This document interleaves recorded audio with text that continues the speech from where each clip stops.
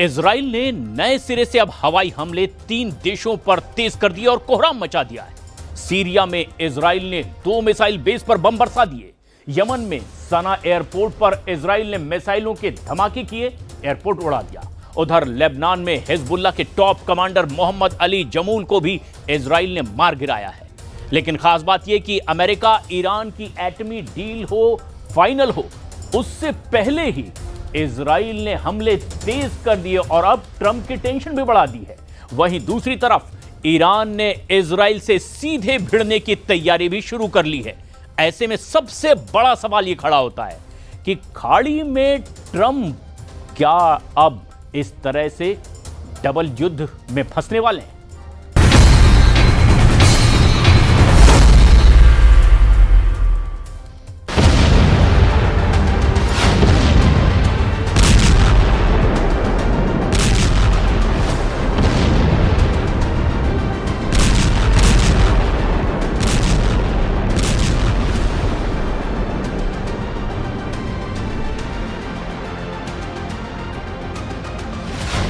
Israel ने Syria में दिखाया तेहरान तबाही का ट्रेलर।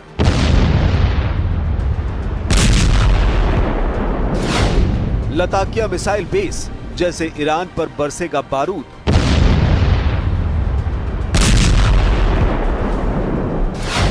खामेनेई के एटमी बेस झेलेंगे तारतूस जैसा विध्वंस।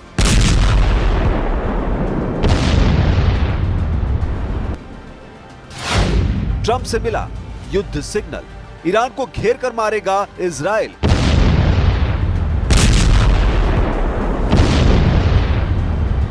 दुश्मन जब धमकियों का सहारा लेते हैं, इजराइल धमाके कर दहलाता है। ईरान की धमकियों का जवाब नेतन्याहू ने जंगी जेट से बारूद बरसा कर दिया है। इजराइल ने दुश्मन के मिसाइल बेस को उड़ा डाला है। सतह से सतह पर मार करने वाली मिसाइलों के गोदाम को जलाकर इजराइल ने खाड़ी देशों में कोहराम मचा दिया है। हमला सीरिया में हुआ, लेकिन आग की तपिश खाड़ी के कई देशों तक पहुंची है। ईरान ने इजराइल की पावर का ट्रेलर सीरिया में देख लिया है।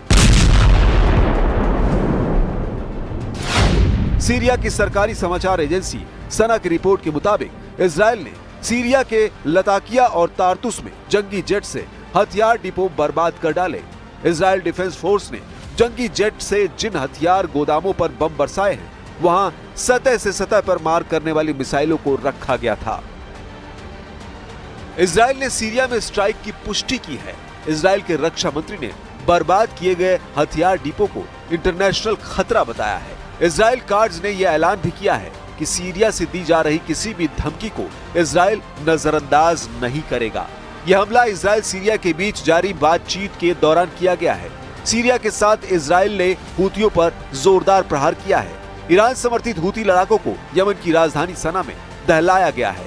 इजराइल की बमबारी में सना एयरपोर्ट पर भारी नुकसान हुआ है।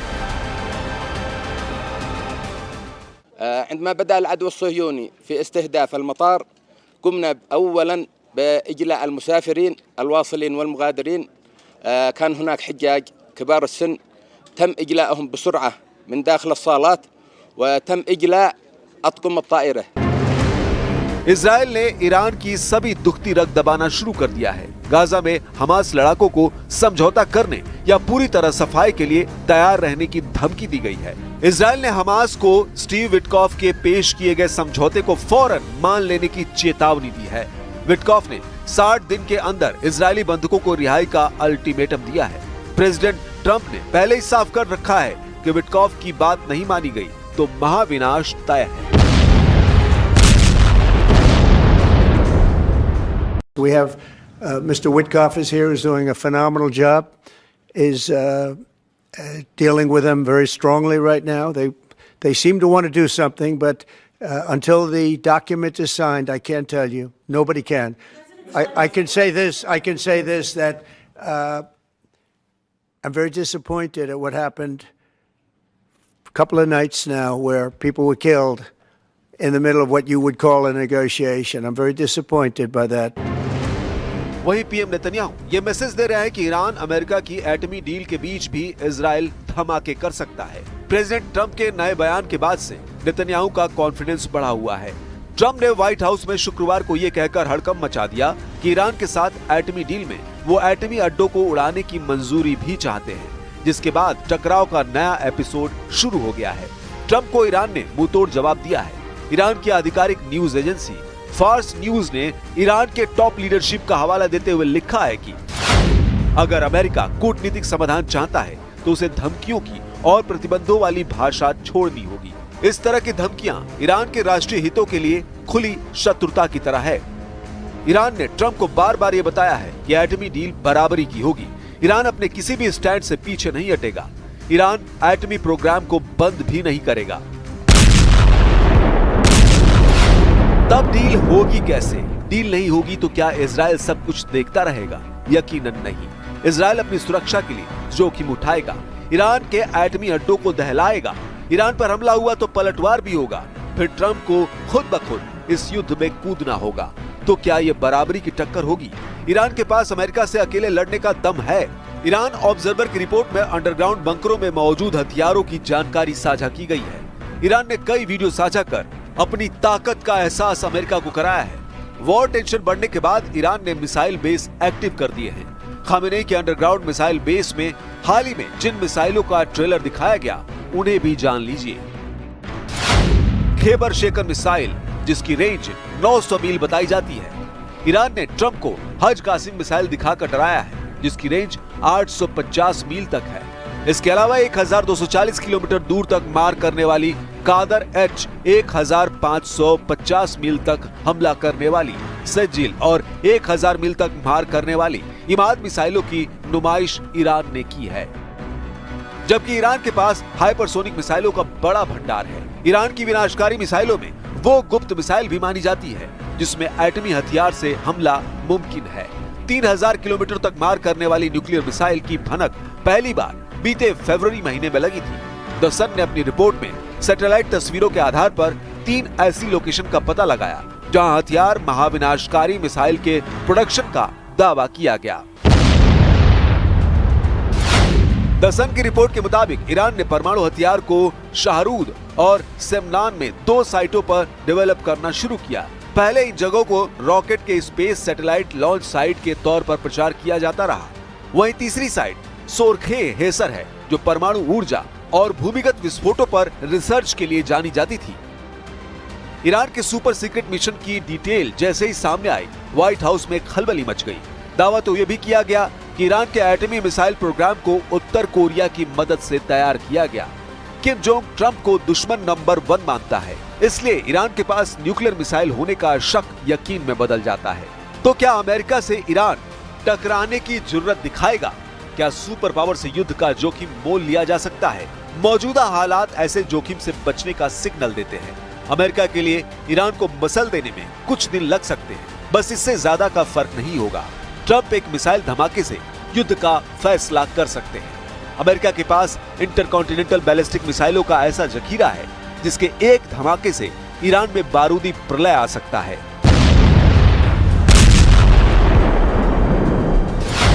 अमेरिका की LGM 30 मिनटमैन की रेंज 14,000 किलोमीटर है। अमेरिका ने जमीन से, समंदर से और आसमान से हमला करने वाली मिसाइलों का न्यूक्लियर ट्रायड बना रखा है। सुपर पावर के जंगी जेटों और बमवर्षकों का तोड़ दुनिया में किसी के पास नहीं। अमेरिकी नेवी का एक जंगी बेड़ा ही ईरान की तबाही के लिए काफी है। ऐसे ताकतवर देश से भिड़ने पर ईरान का बचना मुश्किल है। तो फिर युद्ध का उतावलापन क्यों? बात कुछ और है। खामेनेई की इस बात पर गौर करिए। ईरान का मकसद अमेरिका से युद्ध के बजाय इजराइल की तबाही है। अली खामेनेई ट्रंप को धमकाने के साथ इजराइल को धरती से मिटाने की धमकी हर बार क्यों दोहराते हैं, इसे समझिए। ملت‌های دنیا عصبانی‌اند، ناراحتند تا اونجایی که اطلاع دارن از بسیاری از مسائل، از جنایات کشورهای دنیا، ملت‌های دنیا اطلاع ندارن. اینی که می‌بینید تو خیابان‌های اروپا و حتی آمریکا علیه رژیم صهیونیستی شعار میدن به خاطر اطلاعات محدود اونهاست. اطلاعات بیشتری داشته باشن، بیشتر از این هم میکنن. نتیجه این حرفایی که عرض میکنم اینه که این گروه تبهکار باید از فلسطین ریشه‌کن بشود. सारे फसाद की सुई घूम फिरकर उसी जगह पहुंच जाती है जहां से हमास इजराइल युद्ध शुरू हुआ। ईरान ने हमास के समर्थन में इजराइल पर मिसाइल हमला किया। इजराइल ने मिसाइल हमले के जवाब में ईरान के न्यूक्लियर अड्डे पर बम बरसाए। युद्ध चलता रहा। इस बीच ट्रंप दोबारा राष्ट्रपति बने। उन्होंने आते ही ईरान पर नकेल कसनी शुरू कर दी। ट्रंप के पास ईरान को काबू में लाने का सबसे बड़ा नुस्खा एटमी डील है, जिसे उन्होंने ही साल 2018 में तोड़ा था। I am announcing today that the United States will withdraw from the Iran nuclear deal. अंतर्राष्ट्रीय परमाणु ऊर्जा एजेंसी की माने तो ईरान परमाणु बम बनाने के बेहद करीब पहुंच चुका है। इसलिए अमेरिका की तरफ से उसे बार बार चेतावनी मिल रही है, मगर ईरान ने अब परमाणु प्रोग्राम पर झुकने से साफ मना कर दिया है, जिससे युद्ध का माहौल बन गया है। हालांकि इससे भी बड़ा एटमी युद्ध का खतरा तुर्की की तरफ से बढ़ रहा है, जहां इजराइल के हमले के बाद तुर्की शांत नहीं बैठने वाला। सीरिया में एर्दोआन ने बहुत बड़ा दांव लगा रखा है। कमांडर जुलानी को अल-शरा बनाकर एर्दोआन अघोषित सल्तनत चला रहे हैं। इजराइल तुर्की को सीरिया से दूर रखने के लिए बारूदी प्रहार करता रहता है,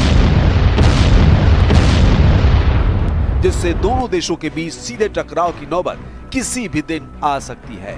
तुर्की के युद्ध में आने के बाद इसके वर्ल्ड वॉर में बदलने में देर नहीं लगेगी।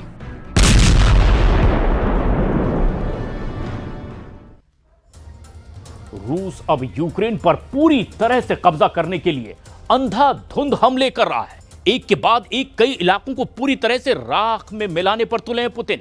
और हालात ये हो गए हैं कि अब ज़ेलेंस्की ने भी अमेरिका समेत तमाम नेटो देशों से कह दिया है कि अगर रूस को इस वक्त नहीं रोका गया तो पुतिन का रूस कई नेटो देशों पर भी कब्जा कर लेगा। और कुछ वॉर एक्सपर्ट्स का तो दावा है कि पुतिन पूरे यूक्रेन को ही निगल सकते हैं।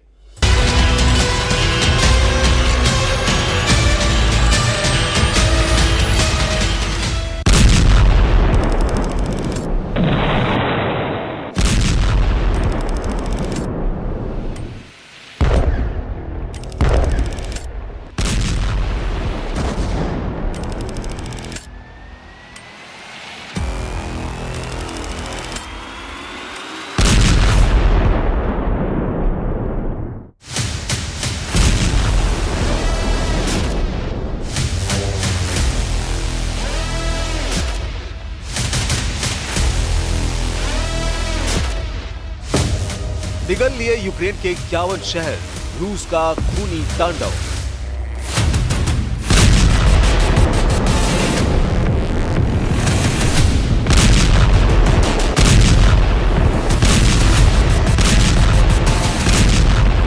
लगभग 1200 से ज्यादा दिन की जंग में रूस ने यूक्रेन के लगभग 21% से ज्यादा इलाके पर कब्जा कर लिया है। लेकिन उसके बाद भी पुतिन की रूसी सेना रुकने का नाम नहीं ले रही है। तुर्की में सीज फायर को लेकर हुई मीटिंग में कोई भी नतीजा नहीं निकला। राष्ट्रपति ट्रंप ने पूरा जोर लगाया कि किसी तरह से रूस और यूक्रेन के बीच सीज फायर हो जाए, लेकिन हुआ उल्टा।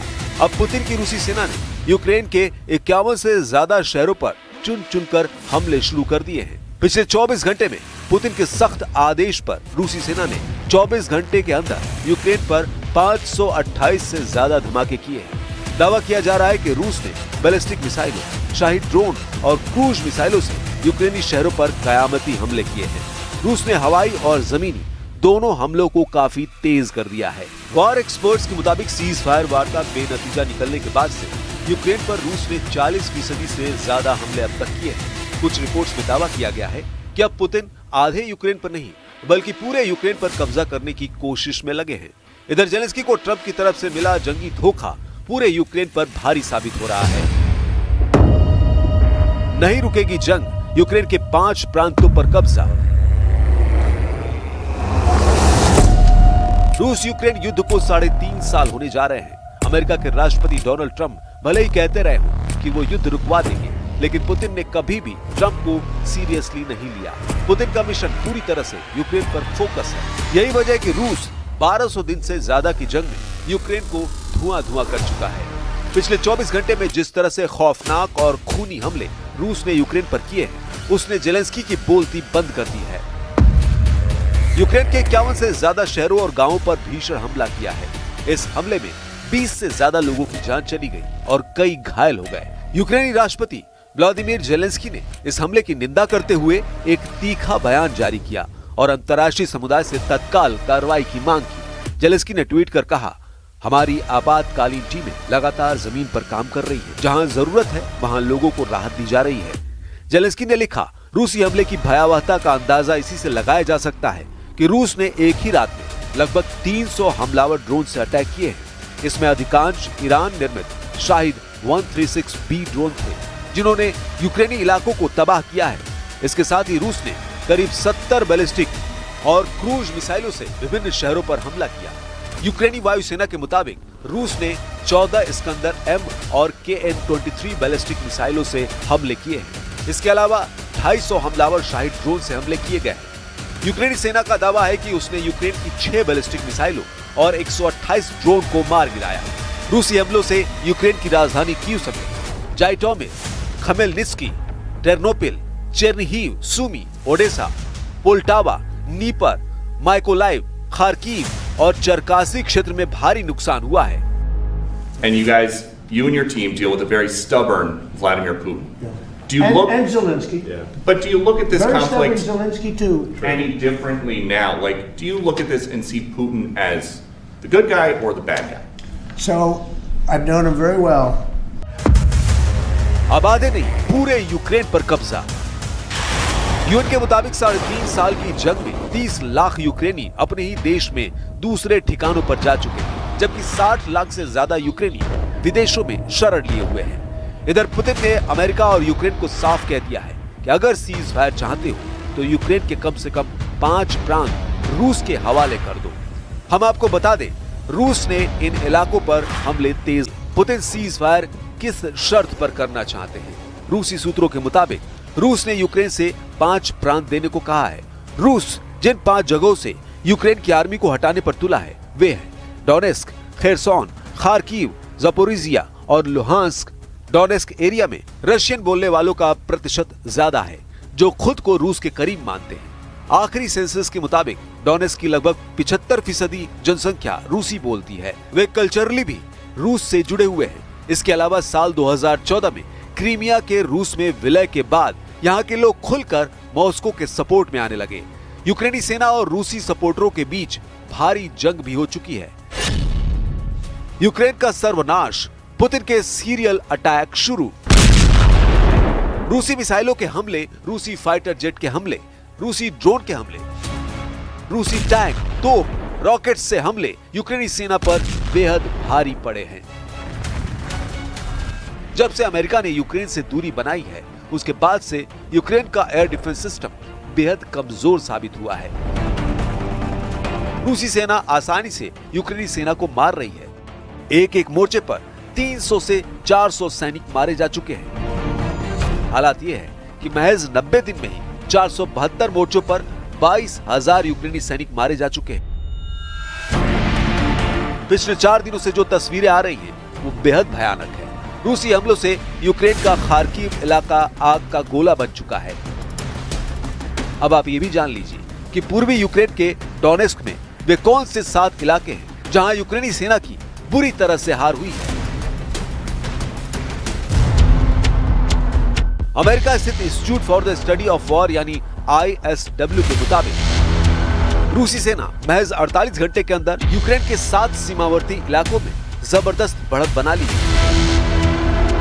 ISW के दावों के मुताबिक पूर्वी यूक्रेन के डोनेस्क क्षेत्र में सिवरस्क, टोरेस्क, पोक्रोवस्क और वेलिका नोवोसिल्का शहरों पर रूसी सेना ने कब्जा करने का दावा किया है। यहाँ तक कि यूक्रेन के ज़पोरिजिया क्षेत्र में बढ़त हासिल कर ली है।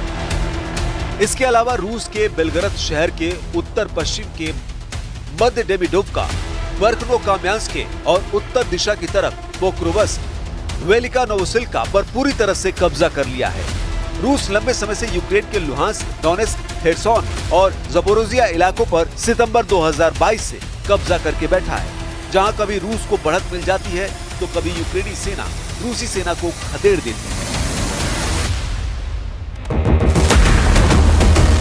दोनों देशों के बीच युद्ध विराम पर सहमति नहीं बनने के बावजूद आपसी सहयोग के पहलू को दिखाता है। रूस के यूक्रेन पर बड़े पैमाने पर ड्रोन और मिसाइल हमले के कुछ घंटों बाद कैदियों की ये अदला बदली हुई है। यूक्रेन के राष्ट्रपति व्लादिमीर ज़ेलेंस्की और रूस के रक्षा मंत्रालय ने बताया कि शनिवार को दोनों पक्षों ने 307 सैनिकों की अदला बदली की। एक दिन पहले दोनों देशों ने सैनिकों सहित कुल 390 लोगों को रिहा किया था। तुर्की के इस्तांबुल में पिछले सप्ताह हुई बैठक में यूक्रेन और रूस के बीच बनी सहमति के तहत सैनिकों और आम नागरिकों को अदला बदली के तहत रिहा किया जा रहा है। हम आपको यूक्रेनी सेना के हमलों और दावों से जुड़ा वो वीडियो दिखा रहे हैं जब यूक्रेनी सेना ने दावा किया था कि उसने रूसी इलाके में घुसकर रूस के बेलगरद में तूफानी हमले किए और 30 से ज्यादा रूसी सैनिकों को ड्रोन और बम हमलों से मार डाला है। यूक्रेनी सेना के दावों के मुताबिक उसकी 47वीं मैकेनाइज्ड ब्रिगेड ने एक ऐसा ड्रोन फुटेज जारी किया है जो रूस के बेलगरद इलाके का है। यहाँ इमारतों, घरों और पाइपलाइन में मौजूद कई रूसी सैनिकों को मारने का दावा किया गया है। हैरानी की बात यह है कि अभी तक यूक्रेनी सेना ने कभी नहीं माना था कि वो रूस के बेलगरद पर कब्जा करने की कोशिश में जुटी है, लेकिन अब यूक्रेन के राष्ट्रपति ज़ेलेंस्की ने भी ऐलान कर दिया है कि रूस के बेलगरद में यूक्रेनी सेना मौजूद है और रूस के बेलगरद पर कब्जा करने की कोशिश में जुटी है। ज़ेलेंस्की ने दावा किया कि उनकी सेना रूसी सीमा क्षेत्रों में हमले कर रही है। वॉर एक्सपर्ट्स का साफ कहना है क्योंकि यूक्रेनी सेना के हाथ से पश्चिमी रूस का कुर्स्क इलाका निकल चुका है, इसलिए अब यूक्रेन रूस के बेलगरद पर हमले तेज कर रहा है। यूक्रेन को डर है कि रूसी सेना उसके सुमे और खार्किव इलाके पर कहीं कब्जा न कर ले।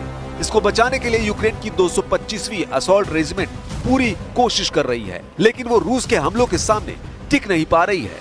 पुतिन की रूसी सेना ने इतनी तेजी से हमले किए हैं कि यूक्रेनी सेना रूस के कुर्स्क इलाकों से भाग चुकी है, जबकि रूस के बेलगरद से भी भागने लगी है। अब ऐसे हालात में रूस जिस तरह से यूक्रेन के 51 शहरों और गांवों पर 24 घंटे में खूनी हमले कर रहा है, वो साफ साबित करता है कि रूस अब यूक्रेन से आर पार की जंग करने जा रहा है, जिसमें अब हो सकता है कि रूस पूरे यूक्रेन पर कब्जा करने की कोशिश करे।